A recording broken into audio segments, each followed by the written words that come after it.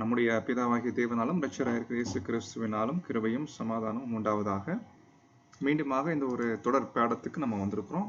So பார்த்துட்டு வருகிற இந்த ஒரு பைபிள் ஸ்டடியில் நம்ம 2 கொரிந்தியர் பார்த்துட்டு வந்துட்டுருக்கிறோம். ஸோ 2 கொரிந்தியரில் அப்போஸ்தலனாகிய பவுல் 3ஆம் அதிகாரத்திலிருந்து நம்ம பார்த்தோம் இல்லைங்களா. அவர் எப்படி ஸ்டார்ட் பண்ணுறாருன்னா, அதாவது ரெக்கமெண்டேஷன்.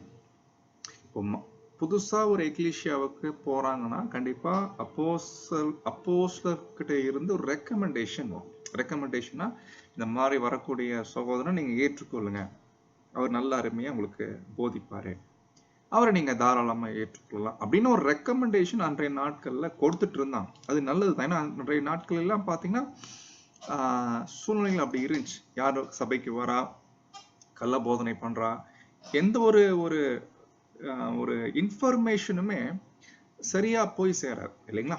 அதனால வரக்கூடிய ஒரு சகோதரன், எனக்கு வந்து ஒரு தீர்க்க தரிசன வரம் இருக்குது, உங்ககிட்ட வேத வார்த்தைகளை நான் பிரசங்கம் பண்ண வரேன் அப்படின்னு ஒருத்தர் புதுசா வராரு அப்படின்னா ஒரு ரெக்கமெண்டேஷன் கண்டிப்பா தேவைப்படுது. அப்போஸ்தலர்கள்ட்ட இருந்து அல்லது ஒரு சபையிட்ட இருந்து ஒரு ரெக்கமெண்டேஷன் கிடைச்சா கூட போதும். சபை வந்து அவங்க இந்த சபையார் இந்த சகோதரனை அனுப்பியிருக்கிறாங்க அப்படின்ட்டு ஒரு ரெக்கமெண்டேஷன். அப்ப அந்த ரெக்கமெண்டேஷன் தான் அந்த ஒரு சகோதரனுக்கு என்ன கொடுக்குதுன்னா ஒரு அங்கீகாரத்தை கொடுக்குதுங்க. சரி பிரதர், இவர் இங்க இருந்து வந்திருக்கிறாரு, கையில லெட்டர் வச்சிருக்காரு. ஆனா இந்த மாதிரி ரெக்கமெண்டேஷன் எங்களுக்கு தேவையில்லை. சொல்றது யாரு? பவுல். எங்களுக்கு ரெக்கமெண்டேஷன் தேவையான்னு கேட்டா இல்ல. அப்ப எப்படி கேட்டா, எங்களுக்கு ரெக்கமெண்டேஷனே நீங்க தான், அந்த லெட்டரே நீங்க தான். ஏன்னா உங்க இருதயத்துல நான் எழுதப்பட்டு இருக்கிறது. அதனால அன்பானவர்களே அப்படின்னு என்ன பண்றோம்னா அங்கிருந்து ஸ்டார்ட் பண்றார். அங்கிருந்து ஸ்டார்ட் பண்ணிட்டு நாங்க பெற்றுக்கொண்டிருக்கிற ஊழியம் அந்த மாதிரி. எங்களுடைய ஊழியம், இந்த ஊழியத்துடைய தன்மை என்ன? இந்த ஊழியத்துக்கு தகுதிப்படுத்துறது யாருன்னா தேவன் தான். உண்மையில யாருமே தேவனுடைய வேலை செய்யக்கூடிய எந்த பிரதேச நீங்க எடுத்துக்கோங்க, இந்த நம்ம நாட்கள்ல யாருமே தானாக ஏற்படுத்துறது இல்லை. தானாக ஒரு பிரதர் வந்து ஸ்பீக்கரா மாறிடலாம், இல்லைன்னா பெரிய ஒரு பிரசங்கியரா மாறிடலாம் அப்படின்னு யாருமே தானாக முயற்சி செய்யறதுலாம் வரதில்லை. அப்படி வந்தாலும் எந்த பிரயோஜனம் இல்லை. தேவனால் பயன்படுத்தக்கூடியவரா இருக்கணும், தேவனால் ஏற்படுத்தப்பட்டவரா இருக்கும். தேவன் அவரை பயன்படுத்தக்கூடிய வகையில தேவன் ரெடி பண்ணுவார். தேவனால் ரெடி பண்ணவங்க தான் அந்த வேலைகளை செய்ய முடியும். அது உண்மை தான். அது பிராக்டிகலா பார்த்தா அது உண்மையா இருக்கு. தேவன் அதுக்கே உரிய ஒரு ஆயத்தத்தை தேவன் பண்ணியிருப்பார், தகுதி தேவன் கொடுத்திருக்கிறான். அதனால்தான் இன்னைக்கு எல்லா பிரதர்ஸுங்க என்ன பண்றாங்கன்னா அந்த ஒரு ஊழியம் பண்றாங்க. அவரவருக்கு என்னென்ன தேவன் தகுதி கொடுத்திருக்கிறாரோ அந்த தகுதிக்கு உட்பட்டு தான் என்ன பண்றாங்கன்னா அவங்களுடைய லிமிட்டுக்கு தகுந்த மாதிரி தான் பண்றான். அதுவும் தேவன் பாருங்க எல்லாரும் ஈக்குவலா பண்ணல பாருங்க. அது ரொம்ப இன்ட்ரெஸ்டிங். எல்லாருக்கும் ஒரே மாதிரி தகுதி கொடுத்துருக்கிறாருன்னா அதுவும் கிடைக்காது. அவரவருக்கு தேவன் என்ன பண்ணிக்கிறாங்கன்னா தகுதி கொடுத்துருக்கிறாங்க. இதை நம்ம முதல்ல அக்செப்ட் பண்ணிக்கணும் இல்லைங்களா. அக்செப்ட் பண்ணிட்டு அதுக்கேற்ற வகையில தேவனுடைய அந்த திட்டத்துக்கு தகுந்த மாதிரி நம்ம இசைவாக நடந்துக்கணும். அப்ப அப்படியே பேசிட்டு வந்துட்டு இருக்கும்போது அந்த தகுதி பத்தி தான் பேசிட்டு வந்துட்டு இருப்பாரு. அப்புறம் எங்களை வந்து நாங்க என்ன மாதிரி ஊழியக்காரராக இருக்கிறோம்னா புது உடன்படிக்கையின் ஊழியக்காரராக இருக்கிறோம் அப்படின்னு என்ன பண்ணிட்டு இருப்பாருன்னா அந்த உடன்படிக்கையை பத்தி பழைய உடன்படிக்கையோட கம்பேர் பண்ணி பேசிட்டு வந்துட்டு இருப்பார். அப்படி வந்துட்டு இருக்கும் போது தான் அந்த உடன்படிக்கையை பத்தி சொல்றாரு, அது ஆவிக்குரியதாய் இருக்கிறது, அது ஆவிக்குரியதாய் இருக்கிறது, எழுத்தின்படி இல்லை, ஆவிக்கேற்றபடி இருக்குது. அது ஆவிக்கேற்றபடி டீல் பண்ணப்படுகிறது, எழுத்தின்படி இல்லை. அப்ப எழுத்தின்படினா என்ன அர்த்தம்? எழுத்தின்படி சொல்லும் போது அது கிரியையில காமிக்கணும், அது கிரியைகள்ல நிரூபிக்கணும். அப்பதான் தேவனுக்கு முன்னாடி நல்ல பேர் வாங்க முடியும். ஆனா இங்க அப்படி இல்லை, ஆவிக்கேற்றபடி. அப்ப ஆவிக்கேற்றபடினா என்ன பிரதர் அப்படின்னு பவுல் ஒன்லைன்ல சொல்லிருக்கலாம். ஆவிக்கேற்றபடி, ஏன்னா இது ஒரு எக்ஸ்பிளனேஷன் கொடுக்கணும், இதுக்கு ஒரு விளக்கம் கொடுக்கணும். இப்ப எழுத்தின்படினா அது கிரியையில காண்பிக்கணும், கிரியையில் நடப்பிக்கணும், கிரியையில் நடப்பிச்சு நம்ம நீதிமான காமிக்கணும். இப்படி ஒரு விளக்கம் கொடுத்தா புரிஞ்சுக்க முடியுது. பட் ஆவிக்கேற்றபடினா என்ன? ஆக்சுவலி ரொம்ப சிம்பிள். தேவனுடைய பிரமாணங்கள் என்றென்றைக்கும் மாறாது இல்லைங்களா? தேவனுடைய பிரமாணங்கள் என்றென்றைக்கும் மாறாது. ஆனா அந்த பிரமாணங்களை தேவன் மனிதர்களுக்கு வகுத்து அது ஒரு உடன்படிக்கை ஏற்படுத்துறார் வெவ்வேறு காலகட்டங்கள். பழைய ஏற்பாட்டு காலத்துல இஸ்ரேல் ஜனங்கள்கிட்ட தேவன் அந்த அதே கட்டளைகள் தான் என்ன பண்றாருன்னா ஒரு கற்பலைகள்ல எழுதி கொடுக்கிறார் இல்லைங்களா? ஆனா அதே கட்டளைகள் தான், சேம் கட்டளைகள் தான் ராஜ்யத்துல தேவன் இஸ்ரேல் ஜனங்களுடைய இருதயத்துல என்ன பண்ணிடுறாருன்னா எழுதி கொடுத்துறாரு. சேம் கட்டளைகள், ஆனா காலகட்டங்கள் வேற, அதை கொடுக்கக்கூடிய அந்த ஒரு விஷயம் வேற. பாருங்க, கட்டளைகள் இப்ப புது சிருஷ்டியா இருந்துட்டாலும் நமக்கும் சேம் அதே விஷயங்கள் தான், தேவனுடைய பிரமாணங்கள் தான் இல்லைங்களா? இப்ப தேவன் வந்து பழைய ஏற்பாட்டுல தான் கொலை செய்யாது இருப்பையா சொல்லியிருக்கிறாரு. அது பழைய ஏற்பாட்டுடைய கட்டளை தான். அது வந்து பழைய ஏற்பாட்டுடைய கட்டளை. அது இஸ்ரேல் ஜனங்களுக்கு தான் தேவன் கொடுத்தாரு, எல்லாருக்கும் கொடுக்கல. நம்ம வந்து சுயாதீன உடன்படிக்கையில இருக்கிறோம். நம்ம வந்து அன்பு கூறுகிற கட்டளை மட்டும்தான் இருக்குது, அதனால கொலை பண்றது தப்பு இல்லை அப்படின்ற மாதிரிலாம் திங்க் பண்ணக்கூடாது. கட்டளைகள் என்பது எல்லா காலத்திலுமே சேம், அது எப்போதும் மாறாது இல்லைங்களா? ஆனா என்னன்னா அந்த கட்டளைகளை ஒரு உடன்படிக்கையாக தேவன் ஏற்படுத்துறாரு இல்லைங்களா? அந்த உடன்படிக்கையா பண்றாரு இல்லைங்களா? அதுக்குத்தான் ஒரு சில வரையறைகள் அங்க இருக்குது. வரையறைனா பழைய உடன்படிக்கை, அது உடன்படிக்கை. கட்டளைகளை தேவன் ஒரு உடன்படிக்கையை ஏற்படுத்தி கொடுக்கிறார். அதுக்கு சில வரையறைகள் தேவன் ஏற்படுத்தியிருக்கிறார். இதை செஞ்சீங்கன்னா ஜீவன் கிடைக்கும், செய்யலைன்னா சாபம். இதெல்லாம் அந்த வரையறைக்குள்ள வரக்கூடிய சில ரூல்ஸ் அண்ட் ரெகுலேஷன். இந்த கட்டளைகள் எல்லாம் கொடுத்துட்டு இதெல்லாம் படி பண்ணீங்கன்னா ஓகே, இல்லைன்னா சாபம். இப்ப இப்படிப்பட்ட ஒரு காலப்பகுதி இருக்கும்போது தான் இந்த கட்டளைகளை யாராலையும் கை கொள்ள முடியாம இருக்கும்போது தான் கை கொள்ள முடியல. அதனால அந்த உடன்படிக்கை நிமித்தம், அந்த உடன்படிக்கையுடைய தன்மை நிமித்தம் சாபம் ஆயிடுச்சு. இப்ப இது ஒரு கட்டளைகளை கை கொள்ளணும்னு விருப்பம் இருக்குது, ஆனா முடியல. ஆனா என்ன விஷயம், அந்த உடன்படிக்கையுடைய தன்மை என்னன்னா அதை கை கொள்ளலைன்னா சாபம் வரும். இப்ப இந்த நியாயப்பிரமாணத்தின் சாபத்திலிருந்து, இந்த உடன்படிக்கையிலிருந்து ஒரு விடுதலை கிடைக்கும். கட்டளைகள் இருக்கட்டும், கட்டளைகள் இருந்து விடுதலை இயேசு கிறிஸ்து கொடுக்கலைங்க. கட்டளைகள் எல்லா காலத்திலையும் பொருந்தும். ராஜ்யத்துல கூட பாத்தீங்கன்னா கொலை செய்யாதிருப்பாயான, கொலை செய்யாதிருப்பாயா, அவ்வளவுதான். எந்த காலத்திலும் கொலை செய்யாதிருப்பாயான, கொலை செய்யாதிருப்பாயா. கட்டளைகள் தேவனுடைய பிரமாணங்கள் என்றைக்கும் மாற. ஆனா அந்த உடன்படிக்கை, அது ஒரு உடன்படிக்கை ஏற்படுத்தி கொடுக்கிறாரு பாத்தீங்கன்னா. அந்த உடன்படிக்கையுடைய அந்த விஷயத்துக்கு தான் நம்முடைய கர்த்தர் இயேசு என்ன பண்ணாருன்னா அது ஒரு முற்றுப்புள்ளி வச்சார். இவ்வளவு நாள் இந்த உடன்படிக்கை நிமித்தம் நீங்க கொஞ்சம் சாபத்துக்குள்ள இருந்தீங்க, வெளிவர முடியாம இருந்தீங்க, நோ ப்ராப்ளம், அதுக்கான சொல்யூஷன் நான் கொடுத்தறேன் சொல்லி கர்த்தர் கொடுத்துட்டார், சிலுவையில அரைஞ்சிட்டார். இப்ப என்ன பண்றாருன்னா இதே சேம் கட்டளைகள் தான் ராஜ்யத்துல இஸ்ரேல் ஜனங்களுக்கு கொடுக்க போறாரு.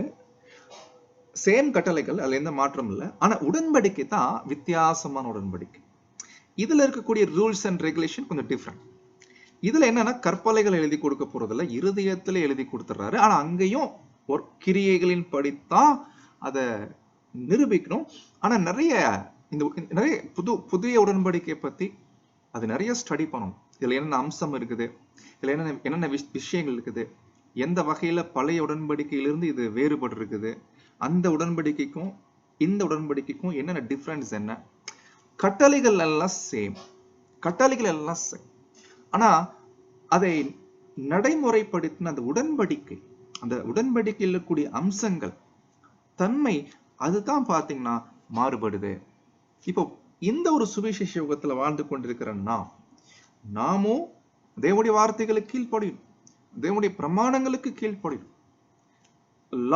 லா அப்படின்னா நீங்க நியாயப்பிரமாணம் என்று மனசுல கொண்டு வரக்கூடாது. லா என்பது கட்டளைகள், தேவனுடைய பிரமாணங்கள். அதை தேவன் உடன்படிக்கையாக ஏற்படுத்தி கொடுத்தார். அதனால்தான் அது நியாயப்பிரமாண உடன்படிக்கை, பழைய உடன்படிக்கை படிக்கிறோம். சேம் நியாயப்பிரமாணம் தான் ராஜ்யத்துல எல்லா ஜனங்கள் கை கொள்ள போறாங்க. ஆனா எதை கீழே, ஒரு உடன்படிக்கை கீழே கை கொள்ள போறாங்க, அது புதிய உடன்படிக்கை. ஆனா நாமோ அதே நியாயப்பிரமாணம், அதே பிரமாணம் தான் பிரமாணங்களை அழிக்கிறதுக்காக இயேசு வரலைங்க. அது எப்பவும் மறக்கக்கூடாது. அவர் வந்தாதே அந்த உடன்படிக்கை, அந்த பிரமாணங்கள் ஒரு உடன்படிக்கைக்குள்ள செயல்பட்டு வந்துட்டு இருந்துச்சு. அந்த உடன்படிக்கை உடைய விஷயங்களை தான் அவர் என்ன பண்றாருன்னா ஒரு முற்றுப்புள்ளி கொடுக்க வந்தார். இந்த மெத்தட் வேணாம், இந்த மெத்தட் உங்களுக்கு செட் ஆகாது. அப்போ பிரமாணங்களை நிறைவேற்றி அவர் என்ன பண்ணாருன்னா அந்த உடன்படிக்கைக்கு ஒரு முற்றுப்புள்ளி வச்சுட்டார். இப்ப இயேசு கிறிஸ்து கிட்ட வந்துட்டா போதும், அவர்கிட்ட மனம் திரும்பிட்டா போதும், பாவ மன்னிப்பு கிடைக்கும். சோ இப்ப நம்ம ஒரு புது சிருஷ்டியா இருக்கக்கூடிய நாமும் தேவனுடைய கற்பனைகள் எல்லாரும் கை கொள்ளணும். கை கொள்றதுன்னா என்னங்க? தேவனுடைய பிரமாணங்களை நம்ம விரும்பணும், தேவனுடைய பிரமாணங்களை நேசிக்கணும், அந்த கொள்கைகளை நம்ம உள்வாங்கணும் இல்லைங்களா? அந்த கட்டளைகளை சரியா உள்வாங்கணும். தேவன் எதெல்லாம் வேண்டான் இருக்கிறாரு, எதெல்லாம் தேவனுக்கு பிடிக்கும் பிடிக்காது. கட்டளைகள் என்பது இதுதான். தேவனுடைய பிரமாணம் என்பது அவருடைய பார்வையில எது ரைட் எது ராங், அது நம்ம தெரிஞ்சுக்கணும். முதல்ல கண்டிப்பா இதை சரீரத்துல பர்ஃபெக்டா கொண்டு வர முடியாது. கொண்டு வரணும்னு கட்டாயம் இல்லை. கட்டாயம் இல்லைன்னா இது கொண்டு வந்தா தான் அப்படின்ற நிலைப்பாடு நம்ம கிட்ட இல்லை. ஏன்னா காரணம் என்ன? இயேசு கிறிஸ்து. இயேசு கிறிஸ்து என்ற ஒரு நபர் இல்லைன்னா இந்த ஒரு நிலைமை நம்ம வந்திருக்க மாட்டோம். அப்ப என்ன பண்ணா போதுன்றாருன்னா, நீங்க விரும்புங்க, நீதியை விரும்புங்க, அநீதியை வெறுத்து தள்ளுங்க. அதுதான் தேவன் விரும்புறார். பொதுவா நம்ம லைஃப்ல தினமும் சுய பரிசோதனை பண்ணணுங்க. நல்லா பலிஞ்சீயம் செய்யறேனா, நல்லா ஊழியம் பண்றேனா, நல்லா எல்லாருக்கும் பிடிச்ச மாதிரி நடந்துக்கிறேனா, அதெல்லாம் அடுத்து. முதல்ல நான் தேவனுடைய நீதியாகி இருக்கக்கூடிய சரியா இருக்கக்கூடிய பிரமாணங்களை, தேவனுக்கு பிடிக்கக்கூடிய காரியங்களை நான் விரும்புகின்றேனா, அதே போல தேவனுடைய நீதிக்கு எதிராக இருக்கக்கூடிய சகல காரியங்களையுமே வெறுக்கிறேனா, அது ரொம்ப முக்கியம். அதுதான் தேவன் நம்மகிட்ட பாக்குற. ஏன்னா இது இல்லைன்னு வச்சுக்கோங்களேன், நீங்க என்னதான் வெளியே அழகா ட்ரெஸ் பண்ணிட்டு அழகா பேசிட்டு அழகா ஊழியம் பண்ணிட்டு இருந்தா அது எந்த பிரயோஜனம்? அது இல்லை அன்பானவர்கள். இது அவரவ சுய பரிசோதனை செய். தேவன் நம்முடைய இருதயத்தை பார்க்கிறார். இப்படிப்பட்ட ஒரு சலுகை கிடைச்சிருக்குது கர்த்தர் மூலமா. அப்ப எல்லாமே கர்த்தர் இயேசு மூலமாய்த்தான் தேவன் நம்மளை என்ன பண்றாங்கன்னா டீல் பண்றாங்க. ஒருவேளை தேவனுடைய கட்டளைகளுக்கு விரோதமான ஒரு காரியத்தை நாம் சரீரத்தில் கிரியையாக கொண்டு வரோம்னு வைங்களேன். கிரியை பண்ணிட்டோம், சரீரத்துல அந்த நீதிக்கு எதிராக ஒரு காரியம் பண்ணிட்டோம். தேவன் பார்க்கிறாரானா எப்படி பார்க்கிறார்? கிரியை பார்க்கறது இல்ல, அந்த நேரத்துல நம்முடைய மைண்ட பார்க்கிறார், நம்முடைய இருதயத்தை பார்க்கிறார். சரீரத்தில் வெளிப்பட்ட அந்த காரியத்தை நாம் வெறுக்கிறோமா அல்லது விரும்புறோமா, அதை வச்சுதான் ஜட்ஜ் பண்றாரு. ஒருவேளை வெறுக்கிறோம் அப்படின்னா அந்த தேவன் அந்த கிரியை கன்சிடர் பண்றதே இல்லை. அப்ப இதெல்லாம் எப்படி நடக்குது? எல்லாமே இயேசு கிறிஸ்து மூலமாய். இதுதான் எக்ஸ்பிளனேஷன். இந்த எக்ஸ்பிளனேஷன் தான் எதுக்கு ஆவிக்குரியதாய் இருக்கிறது. அப்போ அந்த உடன்படிக்கை ஆவிக்கேற்றபடி இருக்குது. அப்ப அந்த ஆவி, எழுத்து அப்படின்னா கிரியை, ஆவி அப்படின்னா இந்த ஒரு விளக்கம் சரியா நம்ம புரிஞ்சுக்கிட்டா தான் அப்ப இந்த விளக்கத்தின்படி இந்த புதிய உடன்படிக்கை ஆவிக்கேற்றபடி இருக்குன்னு சொல்றாரே பவுல். அப்ப அந்த ஆவி கேற்றபடி இருக்குதுன்னா ஒன் லைன்ல சொல்லணும்னா கர்த்தரே அந்த ஆவி, கர்த்தர் இயேசு தான் அந்த ஆவியாய் இருக்கிறார். இப்படித்தான் பவுல் என்ன பண்றாருன்னா கொண்டு அந்த ஒரு அதிகாரத்தை முடிக்கிறார். 17ஆம் வசனத்துல அங்க கர்த்தர் தான் அந்த ஆவியா இருக்கிறார், இயேசு தான் அந்த ஆவி. நியாயப்பிரமாணத்துல ரொம்ப காலமா இருந்த ஜனங்கள், அதுல இருந்து வெளிவர முடியாம பாதிப்புக்குள்ள இருந்த ஜனங்கள், இருதயத்துல அவங்க விரும்புறாங்க, நீதியை விரும்புறாங்க. ஆனா சரி, என்னத்தான் இருதயத்துல நீதியை விரும்பிட்டாலும் நியாயப்பிரமாணத்துக்குள்ள இருந்தா, தேவனே நான் உங்க கட்டளைகளை விரும்புறேன், தயவு செய்து நான் விரும்புறதாச்சும் பார்த்து நீங்க எனக்கு ஓகே பண்ணலாம்ல அப்படின்னு கேட்டா நோ, அப்படிலாம் கிடையாது. நியாயப்பிரமாணத்தின் படி கிரியையில காண்பி, நான் விரும்புறேன் அதெல்லாம் கிடையாது, நான் வெறுக்கிறேன் அப்படிலாம் கிடையாது. நீ விரும்பு, வெறுத்துக்கோ, நோ ப்ராப்ளம். நீ விரும்புறிய நல்ல விஷயம்தான், ஆனா கிரியையில காமி. நீ கிரியையில தப்பு பண்ணிட்டேன்னா ஒரு பிரயோஜனம் இல்லை இல்லைங்க. இதுதான் நியாயப்பிரமாணம். இதனால்தான் நியாயப்பிரமாணத்தை ஒரு பெரிய ஒரு பாரமா பார்த்தான். இந்த ஒரு ஒரு உடன்படிக்கையிலிருந்து எப்படி நமக்கு ஒரு விடுதலை கிடைச்சா நல்லா இருக்குமே. ரொம்ப கஷ்டமா இருக்குது. அப்பதான் கர்த்தர் இயேசுவை நீங்கள் ஏற்றுக்கொண்டீங்கன்னா நீங்க எதிர்பார்க்கிற மாதிரி இருதயத்துல நீங்க விரும்புறீங்களா? ஓகே. அப்ப ஆவிக்கேற்றபடி சொல்லும் போது அது எல்லாத்துக்கும் காரணம் யாருன்னா கர்த்தராகிய இயேசு. அதனால கர்த்தரே ஆவி. கர்த்தருடைய ஆவி அப்படி வரக்கூடாது. அந்த ஆவியாகிய கர்த்தர் எங்கேயோ அல்லது கர்த்தராகிய அந்த ஆவி எங்கேயோ விடுதலை உண்டு. ரொம்ப முக்கியமான வார்த்தை. விடுதலை என்ற வார்த்தை ரொம்ப நமக்கு அவ்வளோக்கா உள்ள போறதில்லை. ஏன்னா நம்ம அந்த அளவுக்கு நியாயப்பிரமாணத்தினுடைய சாபத்துல நியாயப்பிரமாணத்தின் அடிமைத்தனத்துல நம்ம இல்ல இல்லைங்களா. நம்மளா புறஜாதி கிறிஸ்தவர்கள். ஒருவேளை அவங்களுக்கு அது ரொம்ப பெருசா இருந்துச்சு. முதலாம் கால சபையில எல்லாம் பாத்தீங்கன்னா நியாயப்பிரமாணத்தின் சாபத்திலிருந்து விடுதலையாகி ஒரு விடுதலை கிடைக்குது இல்லைங்களா இயேசுனால. எப்போ கர்த்தராகிய அந்த ஆவி, கர்த்தரே தான் அந்த ஆவி, கர்த்தராகிய அந்த ஆவி எங்க இருக்குதோ, யாருக்குள்ள இருக்குதோ, யார் இயேசுவை ஏற்றுக்கொண்டிருக்கிறாங்களோ, யார் அந்த ஒரு உடன்படிக்கை கீழே வராங்களோ, ஆவிக்கேற்றபடி பார்க்கக்கூடிய அந்த உடன்படிக்கை கீழே வராங்களோ, விடுதலை உண்டு. அந்த விடுதலை அன்பானவர்களே விவரிக்க முடியாதுங்க. அதெல்லாம் நம்மளாம் அந்த அனுபவத்துக்குள்ள இல்லைங்க. நம்மளாம் ஒருவேளை அந்த நியாயப்பிரமாணத்துல அடிமைப்பட்டு இந்த உடன்படிக்கை கீழே வந்திருந்தோம்னா அது ஒரு டேஸ்ட் நமக்கு புரியும். உண்மையிலேயே அதெல்லாம் ரொம்ப கஷ்டங்க. ஆனா இப்பதாங்க ஒரு விடுதலை கிடைச்சிருக்கு. அந்த விடுதலையை ருசி பார்த்த ஜனங்கள் தான் முதலாம் கால சபையில இருந்த ஜனங்கள். அப்பதான் சொல்றாரு, கர்த்தரே தான் அந்த ஆவியா இருக்கிறாரு. அந்த ஆவியா இருக்கக்கூடிய அந்த கர்த்தர் அல்லது கர்த்தராகி இருக்கக்கூடிய அந்த ஆவி, கர்த்தராகி அந்த ஆவி எங்கேயோ விடுதலை உண்டு அப்படின்னு என்ன பண்றாருன்னா சொல்லிட்டு நம்ம பார்த்தோம் இல்லைங்களா. கடைசி வசனம் நம்ம ஏற்கனவே சொன்ன போன கிளாஸ் ரொம்ப என்னன்னா தமிழ் வசனம் இங்கிலீஷ் வசனம் ஒரு ஆங்கிள் இருக்கு, ஒரு கோணத்துல இருக்கு. பிரதர் ரசல் பிரதர் என்ன பண்ணிக்கிறாங்கன்னா அந்த ஆங்கிள் படித்தான் அவர் விளக்கம் கொடுத்திருக்கிறார். ஃபார் எக்ஸாம்பிள், நம்ம எல்லோரும் திறந்த முகமாய் கண்ணாடியிலே காண்கிறது போல அப்படின்னு வருது இல்லைங்களா. அப்ப கண்ணாடின்றது எதை குறிக்குது? பைபிள். நம்ம எல்லாரும் கண்ணாடியில பார்த்துட்டு இருக்கிறோம். கண்ணாடி குறிக்குது பைபிள். பைபிள்ல பார்க்கிறோம். பைபிள்ல பார்க்கும்போது கர்த்தருடைய சாயல் தெரியுது. அதை பார்த்து நம்ம என்ன பண்றோம்? கர்த்தருடைய சாயலாக மாறுகிறோம் அப்படின்ற ஒரு விளக்கம் பிரதர் ரசல் கொடுத்திருப்பாங்க. காரணம் அந்த மொழிபெயர்ப்பு அப்படித்தான் நமக்கு ஒரு விளக்கம் கொடுக்குது. அதுல எந்த மாற்றம் இல்லை. பட் என்ன பிரச்சனை என்னன்னா மொழிபெயர்ப்பு ஆக்சுவலி அது கிடையாது. ஒருவேளை அதே மொழிபெயர்ப்பு இருந்துச்சுன்னா பிரதர் ரசல் பிரதர் கொடுக்குற மாதிரி அந்த ஒரு விளக்கம் தான் கரெக்ட். நம்ம எல்லாரும் கண்ணாடியில பார்க்கிறோம். கண்ணாடியில பார்த்து கர்த்தருடைய மகிமையை பார்க்கிறோம். பார்த்து அது மாதிரி நாம மாறுறோம் அப்படின்னு ஒரு எக்ஸ்பிளனேஷன் இருக்குது. சப்ஜெக்ட்ல இது நிறைய டைம் நாமளே பயன்படுத்திருக்கிறோம். அப்படித்தான் விளக்கம் கொடுக்க முடியும் அந்த வசனத்துக்கு. பட் விஷயம் என்னன்னா அந்த விளக்கம் தப்பில்லை. அந்த விளக்கம் தப்பில்லை. காரணம் அந்த வசனம் அப்படி இருக்குது. பட் பிரச்சனை என்னன்னா டிரான்ஸ்லேஷன்.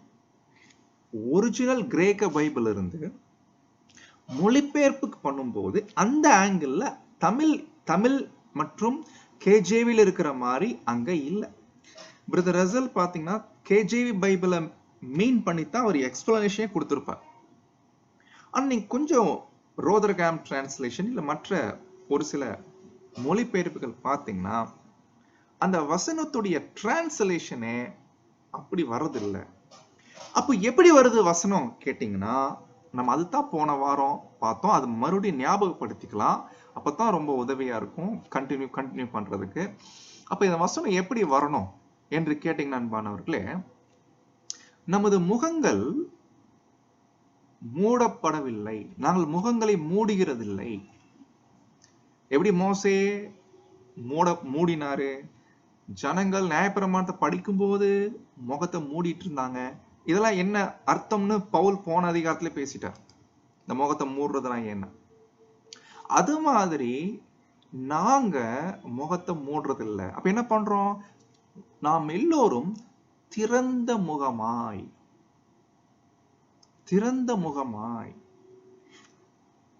மோசே நியாயப்பிரமாணத்தை வாங்கும் போது ஒரு மகிமை அவர் முகத்துல வந்துச்சு இல்லைங்களா? அது நியாயப்பிரமாணத்தை வாங்கும் போது வந்த மகிமை பிரகாசமா இருந்துச்சு. ஆனா அந்த மகிமைய ஜனங்கள் பார்க்க கூடாதபடி மூடிட்டார். அந்த மாதிரி இல்ல, ஆனா அந்த மகிமையை விட அழியாத ஒரு மகிமையை, அத கர்த்தருடைய மகிமையை நாங்க திறந்த முகமாய் கண்ணாடி மாதிரி, தமிழ் பைபிள்ல கண்ணாடியிலே அப்படி வருது, அது கண்ணாடியிலே அப்படின்னு வருது இல்லைங்களா? அது சரியான டிரான்ஸ்லேஷன் கிடையாது. எப்படி வந்திருக்கும்னா கண்ணாடி மாதிரி. கண்ணாடி மாதிரினா என்ன அர்த்தம்? கண்ணாடி என்ன பண்ணும்? கண்ணாடி பிரதிபலிக்கும், ரிஃப்ளெக்ட் பண்ணும். எப்படி முகத்துல வெளிச்சம் பட்டு ரிஃப்ளெக்ட் பண்ணுது இல்லைங்களா? எப்படி நிலால சூரிய வெளிச்சம் பட்டு அது என்ன பண்ணுதுங்க? ரிஃப்ளெக்ட் பண்ணு. அப்போ எப்படி ரிஃப்ளெக்ட் பண்ணுது? பூமியில நிலால என்ன கண்ணாடி இருக்கா? நிலால கண்ணாடி இருக்கிறதுனால ரிஃப்ளெக்ட் பண்ணுதா? அப்படி இல்லை. அப்ப நிலால கண்ணாடியே இல்லை, ஆனா என்ன பண்ணுதுங்க? அது பிரதிபலிக்குது இல்லைங்களா? எவ்வளவு இயற்கையில தேவன் எவ்வளவு அருமையா வச்சிருக்கிறார் இல்லைங்களா? அது மாதிரி கண்ணாடி ஒரு உதாரணம். கண்ணாடி என்ன பண்ணுது? ஒளிய வாங்கி ரிஃப்ளெக்ட் பண்ணும், ரிஃப்ளெக்ஷன், பிரதிபலிக்குது. அது மாதிரி கர்த்தருடைய மகிமையை, அந்த மகிமை இல்ல, இது கர்த்தருடைய மகிமை, சுவிசேஷம். அந்த சுவிசேஷத்துல இருக்குது அந்த கர்த்தருடைய மகிமை. அதை நாங்க ரிஃப்ளெக்ட் பண்றோம். அப்படி பண்றதுனால என்ன நடக்குதுன்னு கேட்டீங்கன்னா, கர்த்தருடைய சாயலாக மாற்றப்படுகிறோம் அப்படின்னு சொல்லிட்டு, அந்த மகிமை புரிஞ்சுக்கணும். கர்த்தருடைய மகிமை இப்ப ஏதோ நம்ம பிரதிபலிச்சுட்டு இருக்கிறோம், ஆனா முன்னாடி நம்ம வேறொரு மகிமையில இருந்தோம். அது மூடப்பட்டு இருந்த மகிமை. அந்த மகிமையிலிருந்து இப்போ இந்த மகிமைக்கு நம்ம வந்திருக்கிறோம். இந்த மகிமை அது எங்க இருந்து கிடைக்குதுன்னா, கர்த்தர் கிட்ட இருந்து கிடைக்குது.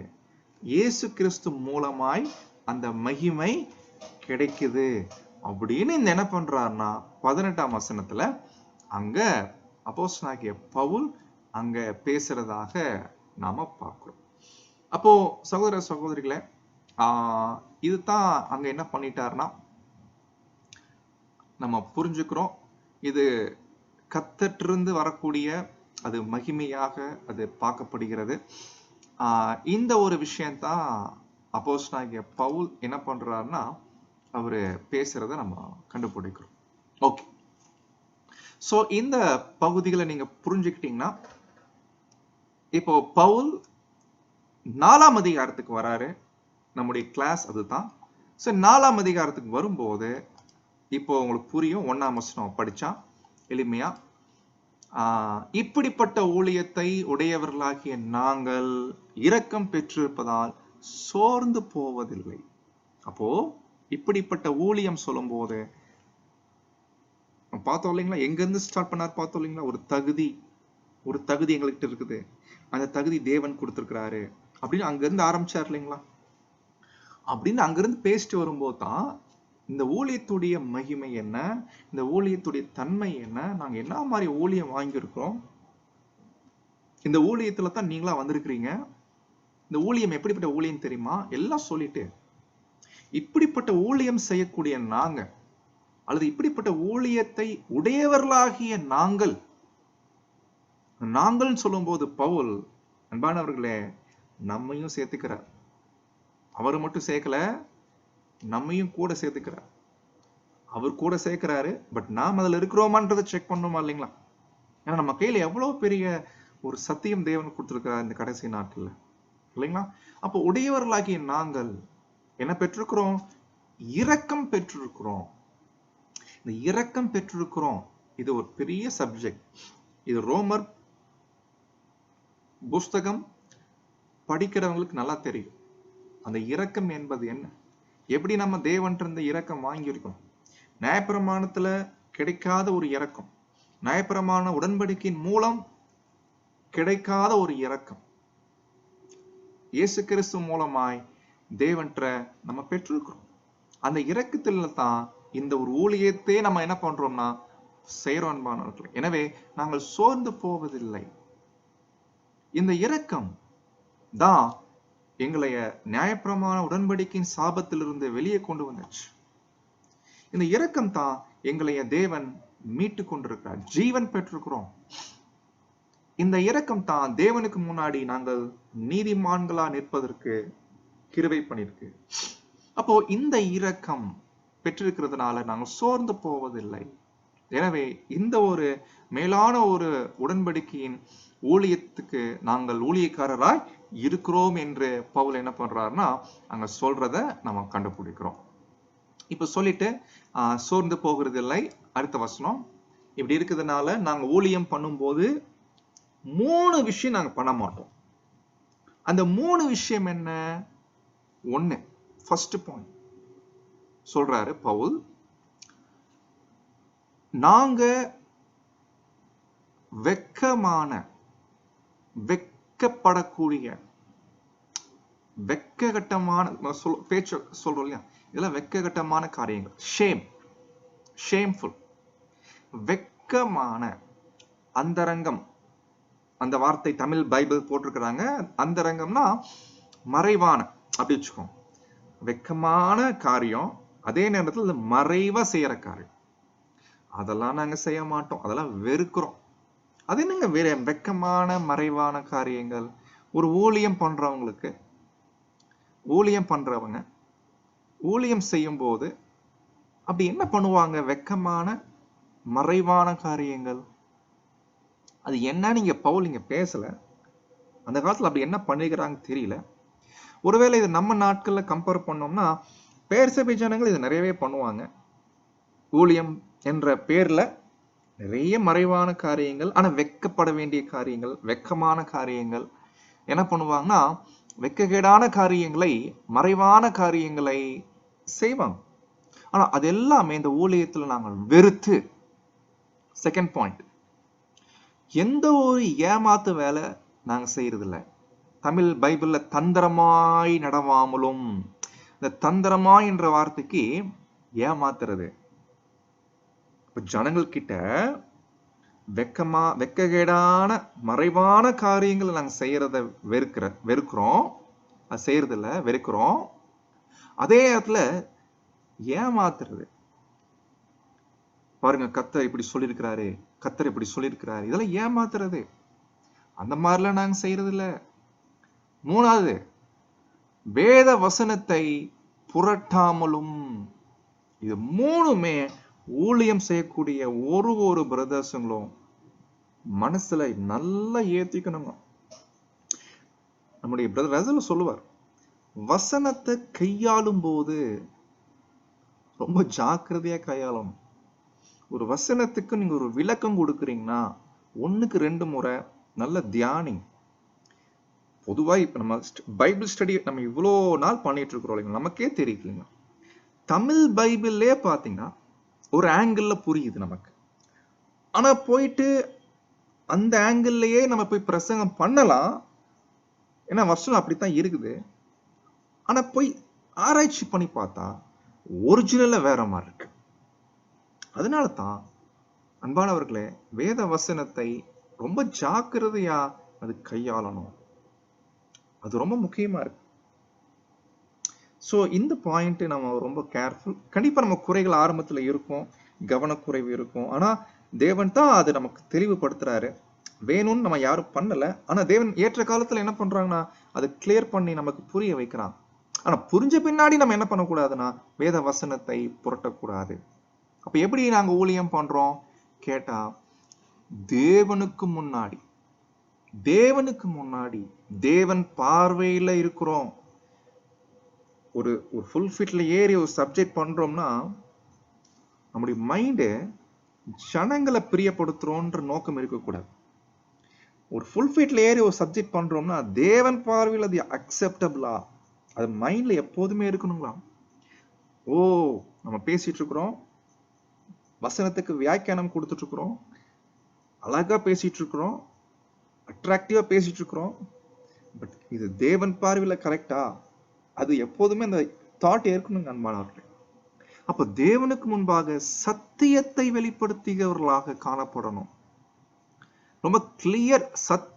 சத்தியம் என்னவோ அதுதான் அங்க பேசணும். சத்தியம் இல்லாத விஷயத்த அது பேசவே கூடாது. நாங்க இப்படித்தான் நாங்க பண்றோம்னு சத்தியத்தை மட்டும்தான் ஹைலைட் பண்றோம். ஞாபகம் இருக்குங்களா? இதே 2 கொரிந்தியர் 2ஆம் அதிகாரம் 17 அநேகரை போல நாங்கள் தேவ வசனத்தை கலப்பாய் பேசாமல் துப்புரவாகவும் தேவனால் அருளப்பட்ட பிரகாரமாகவும் கிறிஸ்துவுக்குள் தேவ சந்நிதியில் பேசுகிறோம் என்று அப்போஸ்தலனாகிய பவுல் அங்க குறிப்பிடுறத நம்ம ஞாபகப்படுத்தலாம். அப்போ இது சொல்லிட்டு தேவனுக்கு முன்பாக நாம் இத ரொம்ப கேர்ஃபுல்லா செய்யணும். தேவன் பார்த்துட்டு இருக்கிறார் இல்லைங்களா? சொல்லிட்டு இப்போ ஒரு லைன் பேசுறாரு பாருங்க. தேவனுக்கு முன்னாடி நாங்க பேசுறோம், சத்தியத்தை மட்டும்தான் பேசுறோம். அப்படி பேசும்போது அந்த கடைசி லைன் கவனிங்க. எல்லா மனுஷருடைய மனசாட்சிக்கு முன்னாடி எங்களை எப்படி காமிச்சுக்கிறோம்? உத்தமர் என்று காமிச்சுக்கிறோம். இந்த தமிழ்ல விளங்க பண்ணுகிறோம் போட்டாங்க. பட் லோக்கல் பாஷையில பேசணும்னா கேட்கிற ஜனங்கள் முன்னாடி நாங்க எங்களை காமிச்சுக்கிறோம். இது ரொம்ப முக்கியமான லைன். இதை நம்முடைய பிரதர்ஸ் ரொம்ப கேர்ஃபுல் ஹேண்டில் பண்றாங்க. தேவனுடைய வார்த்தைகளை பேசக்கூடிய எந்த பிரதர்ஸா இருக்கட்டும், அவங்களைய தங்களை கேட்கிறவங்களுக்கு முன்னாடி காமிச்சுக்கணும். எப்படி காமிக்கணும், எப்படி காமிக்க கூடாது, இதுதான் ரொம்ப முக்கியமான பாடம். பார்க்கலாங்களா? ரொம்ப கேர்ஃபுல்லா கவனிங்க வசனத்தை.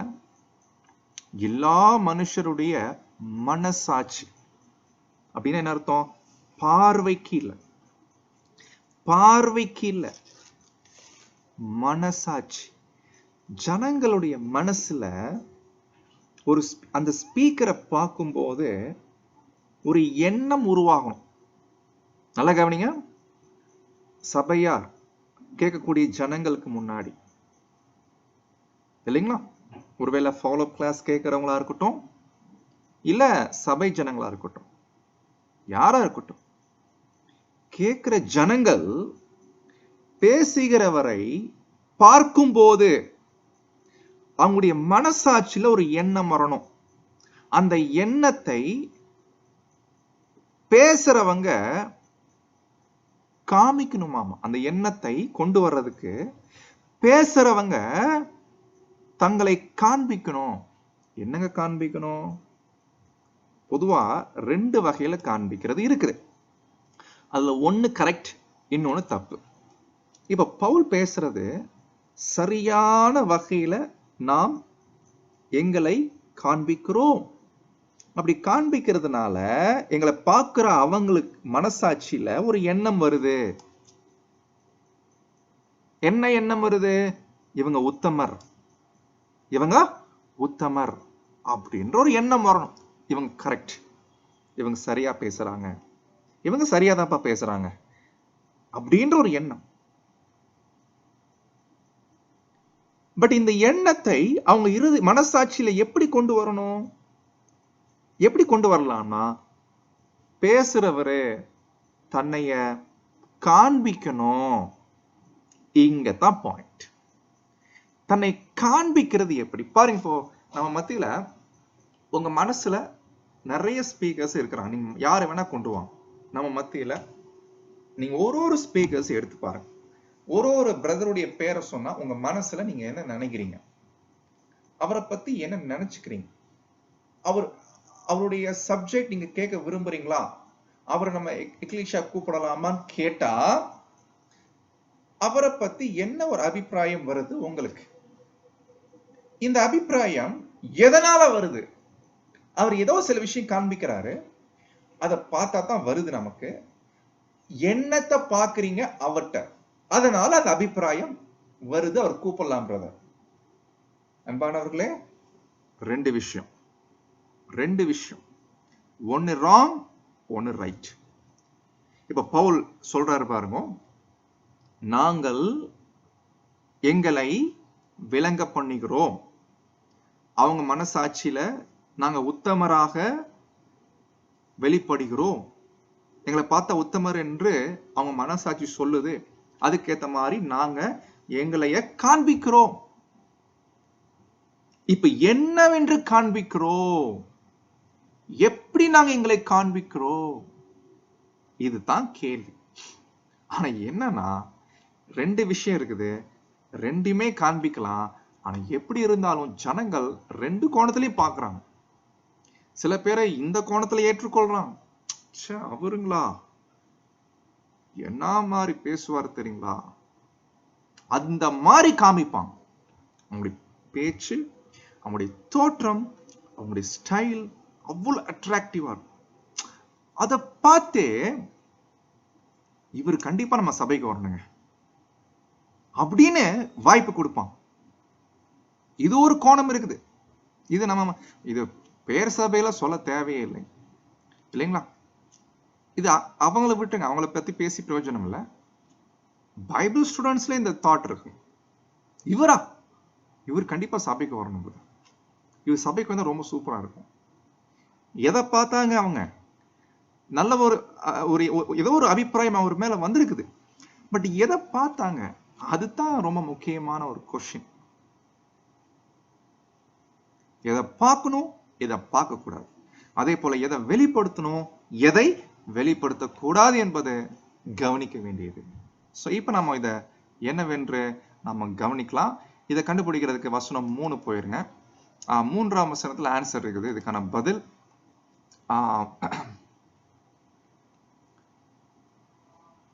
அது என்ன சொல்ல வர்றாருன்னா, அப்போஸ்தலனாகிய பவுல் இந்த இடத்துல அவர் சொல்லும் போது, இதற்கான விளக்கங்களை அவர் கொடுக்கும் போது, இதுக்கான பதில் பாத்தீங்கன்னா, அன்பானவர்களே, எஸ் ஆக்சுவலி பிரதரே விளக்கம் கொடுக்குறாங்க. எப்படி கொடுக்குறாங்கன்னா, இந்த 2ஆம் வசனத்துக்கு விளக்கம் கொடுத்துறாங்க. அப்போ எதை வந்து நம்ம காண்பிக்கணும் என்று பார்க்கும்போது, பதில் ஆக்சுவலி பாத்தீங்கன்னா, வசனம் 5ல இருக்கு, 5ஆம் வசனத்துல இருக்குது. நம்ம அந்த வசனத்துக்கு வரும்போது பாயிண்ட் பார்க்கலாம். இப்ப நம்ம இது மனசுல வச்சுக்கோங்க, எங்களை விளங்க பண்ணுகிறோம் சொல்லிட்டு, இப்போ ஆன்சர் 5ல இருக்குது, நம்ம அப்புறமே பார்க்கலாம். ஆனா நடுவுல இந்த 3 நாள் கொஞ்சம் பார்ப்போம். இந்த 3 நாள் வசனம் என்ன பேசுதுன்னா, இந்த மாதிரி எங்களுடைய சுவிசேஷம் நாங்க திறந்து காமிக்கிறோம், முகத்தை மூடுறதில்ல, ஓப்பனா பேசுறோம், எல்லாருக்கும் ரீச் ஆகுது, அதனால உண்மை அதனுடைய அனுபவங்களை பெற்றுக்கொள்றோம். ஆனா யாருக்கு மறைப்பொருளா இருக்கு? எங்க சுவிசேஷம் இந்த மாதிரி நாங்க திறந்து ஓப்பனா பேசினாலும் சில பேருக்கு மறைப்பொருளா இருக்காம். கண்டிப்பா யாருக்கு இது மறைப்பொருள்னா வேற ஒண்ணும் இல்லைங்க, அது ஒரு திரை மாதிரி. எப்படி நியாயப்பிரமாணம் வந்து ஒரு திரை மாதிரி இருக்கு, அது கடமைக்குன்னு ஃபாலோ பண்ணுவாங்க. எதுக்கு நியாயப்பிரமாணம் தேவன் கொடுத்தாரு என்ற ஒரு விஷயமே புரிஞ்சுக்காம ஃபாலோ பண்ணுவாங்க, பாரம்பரியமா ஃபாலோ பண்ணுவாங்க. ஒரு அறியாமையில நியாயப்பிரமாணத்தை புடிச்சிட்டு இருக்கிறாங்க இப்ப வரைக்குமே. அது மாதிரி கெட்டு போறவங்கன்னா என்ன அர்த்தம்னா, பாருங்க, இவ்வளோ தீமை நிறைந்த உலகத்துல எல்லாரும் செத்து போயிட்டு இருக்கும் போது இயேசுடைய சுவிசேஷத்தை கேட்டு பிழைக்கக்கூடிய ஜனங்கள் தான் பிழைக்கிறவங்க. மத்த எல்லாருமே அது புரிஞ்சுக்காதவங்க, அது வந்து ஏற்றுக்கொள்ளாதவங்க கண்டிப்பா என்னதான் ஆவாங்கன்னா கெட்டுதான் போவாங்க. இன்னைக்கு எல்லா மனுக்குலமும் கெட்டுதான் போயிட்டு இருக்கிறான். கெட்டு போறதுன்னு என்ன அர்த்தம்னா, மரணத்தை நோக்கி போயிட்டு இருக்கிறான், எல்லாம் மரணத்துக்குள்ள போயிட்டு இருக்கிறான். ராஜ்யத்துல ஒரு வாய்ப்பு தேவன் கொடுக்கிறார், அது வேற விஷயம். ஆனா இப்ப கண்டிஷன் என்னன்னா, எல்லாரும் கேட்டை நோக்கி போயிட்டு இருக்கிறாங்க, விசாலமான வழியில போயிட்டு இருக்கிறாங்க. அது கெட்டு போறவங்க. அவங்களுக்கு அது மறைப்பொருள். ஏன் மறைப்பொருளா இருக்கு? ஏன் பிரதர் உலகத்தாரால இயேசு பத்தி ஏன் அண்டர்ஸ்டாண்ட் பண்ண முடியல? ஏன் உலகத்தாரால இந்த சுவிசேஷம் அவங்களுக்கு போய் சேர முடியல? நாமளும் போயிட்டு எப்படியாவது உலகத்தையே கன்வெர்ட் பண்ண சொல்லி மிஷினரி பண்றோமே, சுவிசேஷத்தை அறிவிக்கிறோமே, ஏன் எல்லாம் ஏத்துக்க மாட்டேன்றாங்க கேட்டா அது மறைப்பொருளா இருக்கு பிரதர். ஏன் மறைப்பொருளா இருக்குது?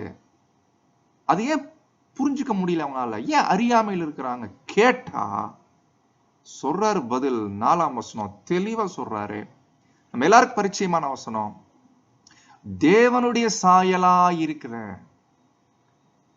கிறிஸ்துவின் மகிமையான மகிமை, அந்த மகிமையோட இந்த மகிமை பயங்கரமான மகிமை, இந்த மகிமையான சுவிசேஷத்தின் ஒளி இல்லைங்களா? அவ்விசுவாசிகள், அவங்க விசுவாசிக்கிறது இல்லை எல்லாருமே, அவங்களுக்கு பிரகாசமா, ஏன்னா அந்த அளவுக்கு அட்ராக்டிவா இல்ல, பிரகாசமா இல்ல. ஒரு நடிகர் ஒரு புதுசா ஒரு பாட்டு பாடினார்னா ஜனங்களுக்கு அது பிரகாசமா இருக்குது.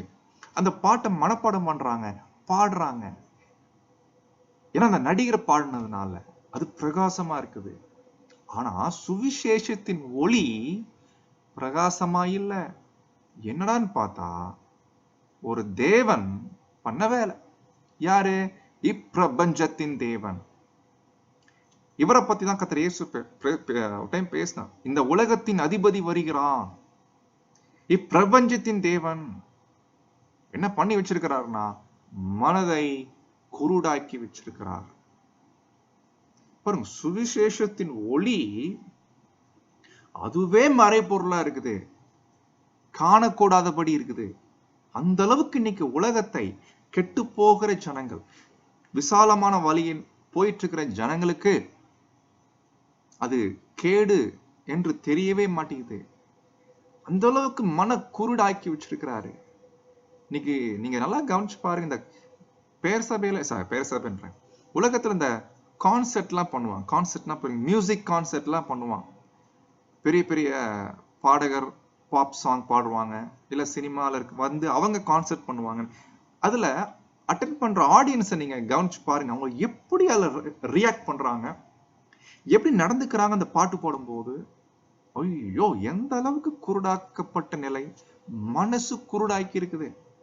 மனதை குருடாக்கிட்டுச்சுன்னா நினைச்சு பாருங்க எந்த அளவுக்கு.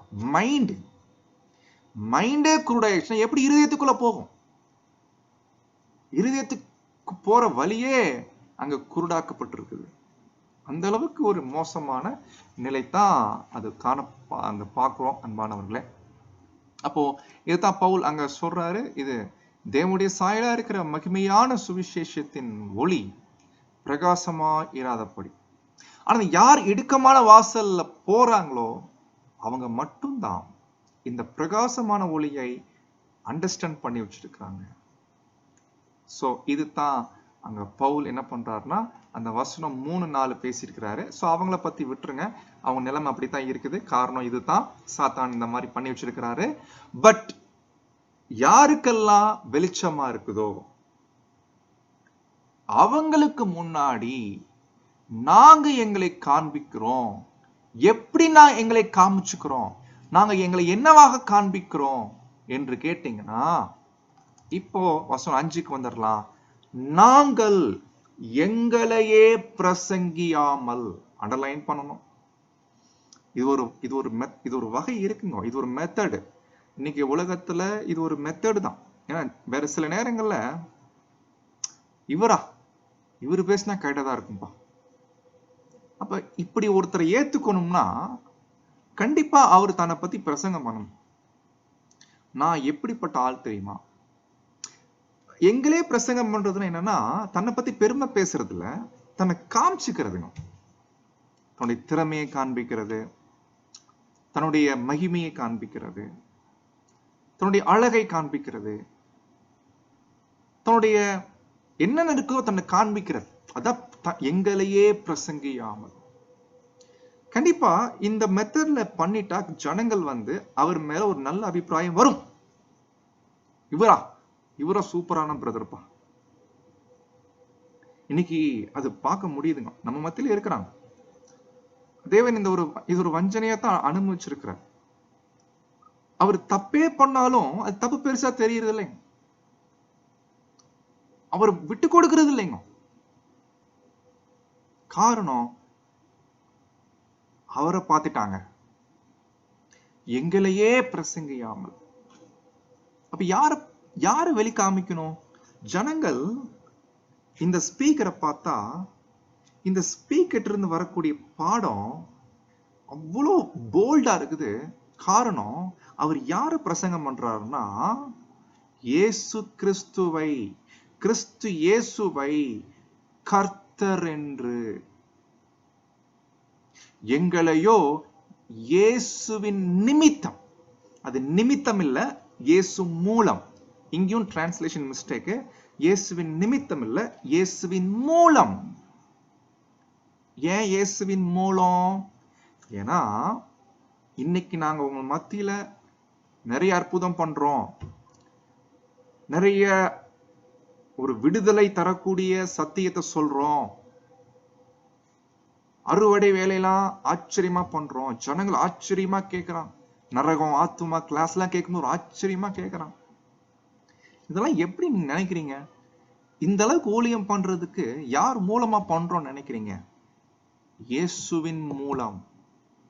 இயேசு மூலம் நாங்க என்ன பண்றோம்னா, இந்த வேலையை நாங்க செய்யறோம். எங்களை நாங்க பிரசங்கம் பண்றது இல்லை, இல்லைங்களா? பவுல் சொல்றாரு, நாங்களா பாடுள்ள மனுஷங்கப்பா, நாங்களா பாடுள்ள மனுஷங்க. இதெல்லாம் யார் பண்றாங்க தெரியுங்களா? இயேசு. எல்லா கிரெடிட்டுமே இயேசு. இன்னைக்கு ஒரு பாடம் படிக்கிறோம், ஒண்ணும் இல்லை.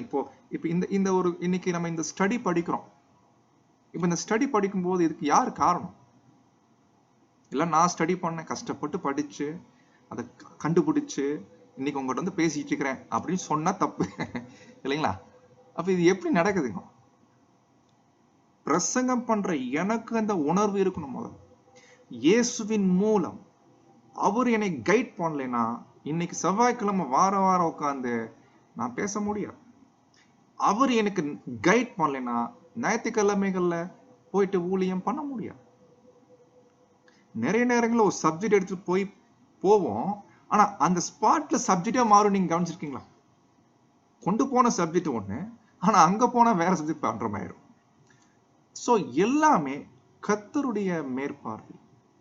இயேசுவின் மூலம் உங்கள் ஊழியக்காரராய் உங்களுக்கு நாங்க வேலை செய்யறோம், உங்களுக்கு என்று பிரசங்கிக்கிறோம். சோ இதுதான் அங்க அப்போஸ்தலனாகிய பவுல் என்ன பண்றாருன்னா, அங்க சொல்றத நாம படிக்கிறோம். அப்போ சகோதர சகோதரிகளே, அப்போ இன்னைக்கு வெளிச்சத்தின் பிள்ளைகளாக தேவன் நமக்கு கொடுத்திருக்கான்.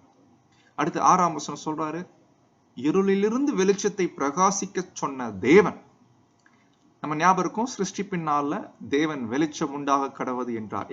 ஆனா அப்ப எப்ப நிலைமை எல்லாம் இருளா இருந்துச்சு, இருள்ல இருந்து வெளிச்சம் வந்தாச்சா? ஆமா. அதே மாதிரி ஞாபகம் இருக்குங்களா? நம்மளை பத்தி ஒரு வசனம் இருக்குது, எல்லாருக்கும் தெரியும். எபேசியர் 5:8. முற்காலத்தில் நீங்கள் எப்படி இருந்தீங்க? அந்தகாரமா இருந்தீர்கள். நம்ம எல்லாரும் அந்தகாரமா இருந்தோம். கொஞ்சம் கண்ணை மூடி பாருங்க, நம்ம லைஃப் எப்படி போயிட்டு இருந்துச்சு ஒரு காலத்துல. சுவிசேஷம் இயேசு கிறிஸ்து நமக்குள்ள வர்றதுக்கு முன்னாடி, நமக்குள்ள அவரை ஏற்றுக்கொள்றதுக்கு முன்னாடி நம்ம எப்படிப்பட்ட வாழ்க்கையில இருந்தோம்? அந்தகாரம். கண்ண மூடி காட்டுல விட்டமாய், ஆனா ஏதோ ஒரு வாழ்க்கை, மனம் போன வாழ்க்கை வாழ்ந்துட்டு இருந்தோம். மனசு வெறுமனவைகள், உலகத்தை பார்க்கிறோம், அதை பார்த்து அது மாதிரி வாழ ஆசைப்படுறது, என்னென்ன விஷயம் வாழ்க்கை போயிட்டு இருந்துச்சு. யாருமே எதிர்பார்க்கல. இப்படிப்பட்ட இருளான இருதயத்துல வெளிச்சம் உதிச்சுதான். அது என்ன ஆச்சரியம் இல்லைங்களா? தேவன் பண்ணாரு இந்த வேலை. இது நம்ம ஒண்ணுமே இல்லை. ஆக்சுவலி பவுல்லாம் நல்லா யோசிச்சிருக்கேன், நான் யாருப்பா? தேவன் தான் அந்த வேலை நமக்குள்ள பண்ணிட்டாரு. பிரகாசிக்க சொன்ன தேவன் இயேசு கிறிஸ்துவின் முகத்தில் உள்ள தமது மகிமையின் அறிவாகிய ஒளியை, நாலேஜ், அது மகிமையின் அறிவாகிய ஒளி, மகிமையின் ஒளி இல்ல, மகிமையின் அறிவு. அப்ப ஒரு அறிவு கொடுக்கிறார் தேவன், ஒரு நாலேஜ் கொடுக்கிறாரு பாருங்க. அந்த ஒளியை தோன்ற பண்ணும் பொருட்டாக முதல்ல எங்கள் இருதயத்தில் பிரகாசித்தார். இப்போ உங்கள் இருதயத்திலும் அந்த ஒளி தோன்றி இருக்குது பாருங்க. முதல்ல தேவன் எங்க இருதயத்துல அந்த ஒளி கொடுத்தாரு. அந்த ஒளி நாங்க என்ன பண்றோம், முகத்தின் மூடுறது இல்ல, எங்க முகத்துல வெளிப்படுத்துறோம். அது நீங்க உங்க மைண்ட்ல ரிசீவ் பண்ணி இப்போ உங்க இருதயத்துல இந்த ஒளி என்ன ஆகுதுன்னா அது பிரகாசிக்குது. அப்போ சகோதர சகோதரிகளை, இந்த சத்தியத்துக்குள்ள வந்திருக்கிற ஒரு பிரதர்ஸுமே நம்ம ஏன் அவங்கள ஒரு கணம் செய்யணும்னா, தேவன் அவங்கள வேற மாதிரி சொல்லணும்னா தேவன் தொட்டிருக்கிறாருங்க, அப்படிதான் சொல்லணும். தேவன் தொடாம யாருமே இந்த ட்ரூத்துக்குள்ள யாருமே வரல. யாரெல்லாம் சத்தியத்தை உள்வாங்கி இருக்கிறாங்க, யாரெல்லாம் சுவிசேஷத்தை சரியா புரிஞ்சுக்கிறாங்க, யாரெல்லாம் இந்த உடன்படிக்கைக்குள்ள சரியான அண்டர்ஸ்டாண்டிங்குள்ள வந்திருக்கிறாங்க, அவங்க எல்லாருமே தேவனால் தொடப்பட்டு சும்மா வெறுமன மேலோட்டமா பேர் சபை ஜனங்கள மாதிரி அண்டர்ஸ்டாண்ட் பண்ணிட்டு இருக்கிறவங்களை பத்தி பேசலைங்க. ஏன்னா பைபிள் ஸ்டூடெண்ட்ல அப்படியே சில பேர் இருக்கிறாங்க, ஃபண்டமெண்டல் கூட தெரியாமலே இருக்கிறான், அடிப்படை விஷயம் கூட தெரியாத விஷயம் உள்வாங்காம இருக்கிறான். அதாவது எப்படின்னா, திருத்துவம் இல்லைன்னு ஒத்துக்கிறீங்களா? ஒத்துக்கிறேங்க. ஆத்மா பத்தி என்ன நினைக்கிறீங்க? ஆத்மான்றது நாம தாங்க.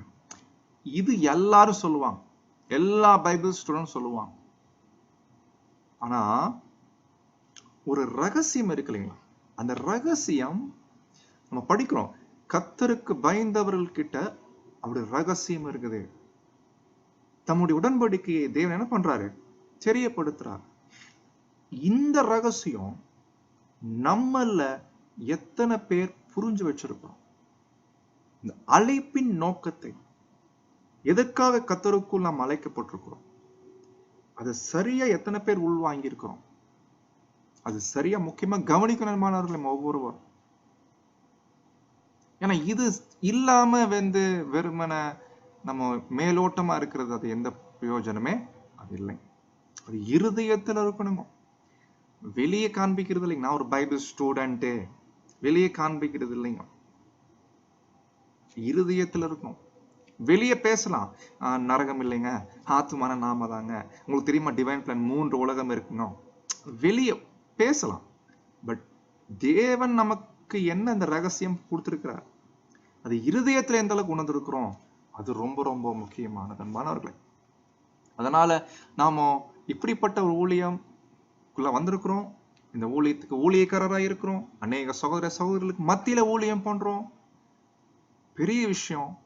தேவன் தான் இந்த விஷயமே நமக்குள்ள பண்ணியிருக்கிறாங்க. தொடர்ந்து படிக்கலாம்.